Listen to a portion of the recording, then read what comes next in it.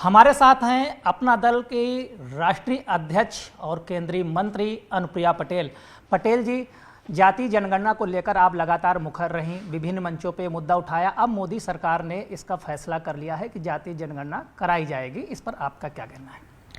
अपना दल इस परिवार की ओर से माननीय प्रधानमंत्री श्री मोदी जी को मैं बहुत सारा धन्यवाद देना चाहती हूँ, क्योंकि हमारी पार्टी का गठन जब हुआ 1995 में डॉक्टर सोनेलाल पटेल जी ने पार्टी का गठन किया, तब से लेकर आज तक लगातार हम इस विषय पर आवाज़ उठाते रहे हैं और मैंने स्वयं संसद में कई बार इस विषय को उठाया है और हमारे एनडीए परिवार के बीच में हमारी पार्टी की प्रमुख मांग के रूप में इसको निरंतर रखा है। और मुझे बेहद प्रसन्नता है कि माननीय प्रधानमंत्री जी ने हमेशा की तरह एक ट्रैक रिकॉर्ड है पीएम साहब का कि सामाजिक न्याय से जुड़े हुए मसलों को हमेशा उन्होंने तरजीह दी है और उन्होंने अपना दल की इस मांग को स्वीकार किया। इसके लिए मैं बहुत आभारी हूँ। आप संविधान का मसला हो, चाहे आरक्षण का मसला हो या जातीय जनगणना का, लगातार मुखर रही हैं, लगातार उठाती रहीं, लेकिन अब इस फैसले पर सपा मुखिया अखिलेश यादव कह रहे हैं ये पीडीए की जीत है, ये इंडिया ब्लॉक की जीत है। लगातार हम इस मसले को उठा रहे थे, खुद श्रेय ले रहे हैं इसका। वैसे तो समाजवादी पार्टी की सरकार उत्तर प्रदेश में भी रही, अगर चाहते तो कास्ट सेंसस करा सकते थे, कभी नहीं कराई। यूपीए में वो सहयोगी रहे। यूपीए की सरकार ने, कांग्रेस की सरकार ने सबसे लंबे समय तक 6 दशक तक इस देश पे राज किया, कभी भी कास्ट सेंसस देश में नहीं कराई।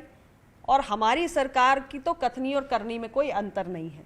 हमारे एनडीए परिवार के बीच में ये मसला उठा, हमारी पार्टी ने उठाया और हमारे प्रधानमंत्री श्री नरेंद्र मोदी जी ने इस प्रकरण को अंजाम तक पहुंचाया। तो जहां तक इंडी गठबंधन के लोगों की बात है, उनके पास जब मौका था उन्होंने कभी इस काम को नहीं किया, लेकिन एनडीए के पास तो पहली बार मौका आया। कास्ट सेंसस कराने का मौका यूपीए की सरकार के पास बहुत बार था। जो तमाम उनके साथ क्षेत्रीय दल जुड़े हुए हैं, उनके राज्यों में उनके पास कराने का मौका था, उन्होंने कभी नहीं किया। एनडीए की सरकार को, प्रधानमंत्री नरेंद्र मोदी जी के नेतृत्व वाली सरकार को पहली बार ये मौका मिला सेंसस कराने का और हमने कास्ट सेंसस का निर्णय लिया। हमारी कथनी और करनी में कोई अंतर नहीं है। बाकी लोग अपने राजनीतिक फायदे के लिए शोर मचाते हैं, लेकिन हमारे लिए कमिटमेंट है, हम इसे पूरा करके दिखाते हैं। राहुल गांधी ने भी तीखा बयान दिया है। उन्होंने कहा है कि मोदी जी, मैंने कहा था कि जाति जनगणना करानी पड़ेगी और आपको अब जो है करानी पड़ेगी ही, और कराने जा रहे हैं आप। राहुल जी से पूछना चाहिए कि आपकी पार्टी 6 दशक तक सत्ता में थी, देश की जनता पूछ रही है, वंचित वर्ग पूछ रहा है कि आपने क्यों नहीं कराई, पहले इसका जवाब दे दीजिए। मोदी जी को तो पहली बार मौका मिला देश में सेंसस कराने का और हमने निर्णय ले लिया। आपको तो कई मौके मिले, 1951 में, 1961 में, 1971 में, 1981 में, 2011 में, आपको तो इतने मौके मिले, आपने सारे मौके गवा दिए। हमें एक मौका मिला, हमने करके दिखा दिया। कांग्रेस कह रही सरकार आपकी है लेकिन सिस्टम हमारा है, जो जो मुद्दे उठाते हैं वो हल कराते हैं। देखिए, उनके लिए ये कोई नई सी बात होगी, हमारे लिए सामाजिक न्याय से जुड़े हुए फैसले लेना कोई नई बात नहीं है। ये तीसरा कार्यकाल है एनडीए की सरकार का, मोदी जी की सरकार का, और पिछले 2 कार्यकाल उठाकर देखिए, जो जो फैसला यूपीए की सरकार, कांग्रेस की सरकार नहीं कर पाई, वो हमारी सरकार ने किया।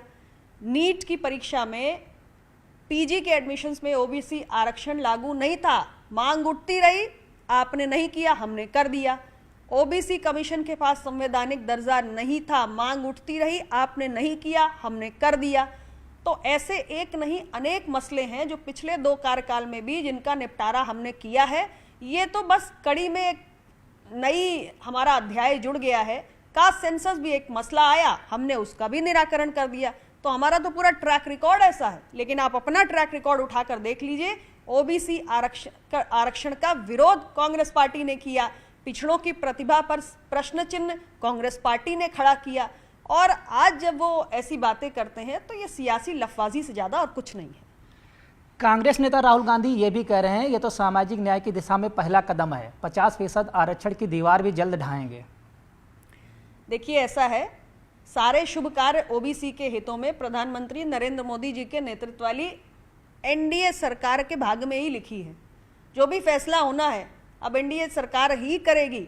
आगे भी जो भी विषय आएंगे उसका निपटारा हमारी सरकार करेगी। कांग्रेस के हाथों में अब कोई मौका आने वाला नहीं है। जब मौका था तब उन्होंने कुछ किया नहीं। और जब ये आरक्षण की सीमा बढ़ाने जैसे विषय उठाते हैं तो बड़ा हास्यास्पद लगता है। सबसे पहले पिछड़ों के आरक्षण का विरोध किसने किया? लगातार विरोध किसने किया? कांग्रेस पार्टी ने किया। तो पिछड़ा समाज बहुत जागरूक है, वो देख रहा है कि उनके साथ ऐतिहासिक रूप से अन्याय किस पार्टी ने किया है और आज उनके हितों की रक्षा करने का काम कौन कर रहा है, ये अंतर उन्हें पता है। 2027 में विधानसभा चुनाव भी उत्तर प्रदेश में होने वाले हैं। इस जाति जनगणना का जो सरकार ने फैसला किया है, इससे क्या फर्क पड़ने वाला है? देखिए, आप इसे किसी चुनाव से जोड़कर ना देखें। इतना बड़ा देश है, हर साल कहीं ना कहीं किसी ना किसी राज्य में चुनाव है। इस वर्ष बिहार में चुनाव है, अगले वर्ष तमिलनाडु, पश्चिम बंगाल, केरल में चुनाव है, उसके अगले वर्ष मेरे अपने उत्तर प्रदेश में चुनाव है। इतना बड़ा देश है, हर साल कोई ना कोई कहीं ना कहीं चुनाव होगा। ये फैसला ऐतिहासिक है, वंचित वर्गों के हितों में एक बहुत बड़ा विकास का, परिवर्तन का अध्याय लिखने जा रहा है। खास तौर से जो पिछड़ी जातियां हैं उनकी गिनती पहली बार इस देश के अंदर होने जा रही है। इसका सबसे बड़ा असर ये होने जा रहा है कि ऐसी बहुत सारी जातियां हैं जिन्हें आज भी 75 वर्षों की आज़ादी में पहचान का संकट है, उनकी समस्या का समाधान होगा। दूसरी बात कि जब हमारे देश में गिनती होगी तो हमारी बहुत सारे ऐसे पॉलिसीज़, कार्यक्रम, प्रोग्राम्स, बजट एलोकेशंस जो अनुमानों पर होते हैं या जो हमारा आउटडेटेड डेटा है, 1931 के बाद हमने कोई डेटा गैदर नहीं किया या पुराना डेटा जो है इसमें हम चल रहे हैं, हमारे पास एक फ्रेश डेटा होगा, एक अपडेटेड डेटा होगा जिसके आधार पे हमारा पॉलिसी फॉर्मुलेशन होगा।